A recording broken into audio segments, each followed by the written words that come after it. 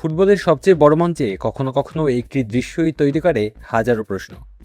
Kansas সিটির Arrowhead স্টেডিয়ামে Argentina ও সুইজারল্যান্ডের কোয়ার্টার ফাইনাল শুরুর আগে ঠিক তেমনই এক মুহূর্তের জন্ম হয়। লিওনেল মেসি ও তার সতীর্থদের হাতে কালো আর্মব্যান্ড দেখে অনেকের মনেই প্রশ্ন জাগে, কেন এমন বিশেষ দিনে এই শ্রদ্ধার আয়োজন? উত্তরটা লুকিয়েছিল আর্জেন্টিনার ফুটবল ইতিহাসের এক মহান অধ্যায়ে। দেশের অন্যতম কিংবদন্তি মিডফিল্ডার আন্তোনিও রাতিনের প্রয়াণে শোক জানাতেই কালো আর্মব্যান্ড পরে মাঠে নামে বর্তমান বিশ্ব চ্যাম্পিয়নরা। 89 বছর বয়সী বিদায় নেওয়া রাতিন ছিলেন শুধু একজন ফুটবলার নন, তিনি ছিলেন আর্জেন্টিন ফুটবলের এক প্রতীক, যার নাম জড়িয়ে আছে ইতিহাস বদলে দেওয়ার সঙ্গে। কিন্তু কে ছিলেন এই রাতিন? কেন তার বিদায়ে এত আবেগ আর্জেন্টিনা দলের মধ্যে? 1992 ও 1966 বিশ্বকাপে আর্জেন্টিনার প্রতিনিধিত্ব করা এই মিডফিল্ডার ছিলেন অসাধারণ নেতৃত্বগুণের অধিকারী।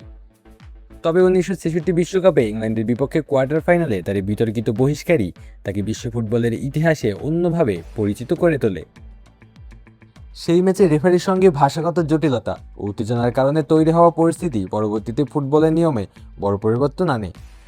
মাঠের শৃঙ্খলা বজায় রাখতে 1970 সালের বিশ্বকাপ থেকে চালু হয় লাল ও হলুদ কার্ডের ব্যবহার।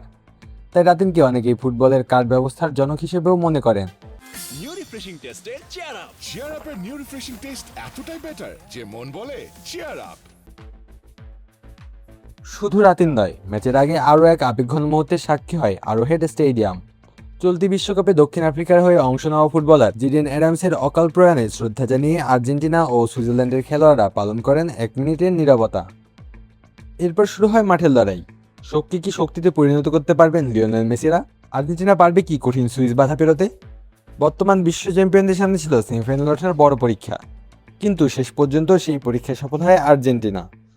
দারুণ লড়াইয়ের পর সুইজারল্যান্ডকে 3-1 গোলে হারিয়ে সেমিফাইনালের টিকিট নিশ্চিত করে লিওনেল মেসির দল।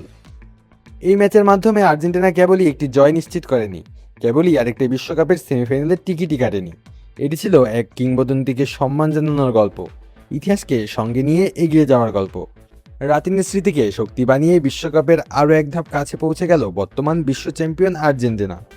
উপরে ভালো থাকুন রাতিন, আপনার দল আরেকটি বিশ্বকাপ শিরোপার একেবারেই দ্বারপ্রান্তে। আলো আসি তালুকদার, অন ফিল্ড।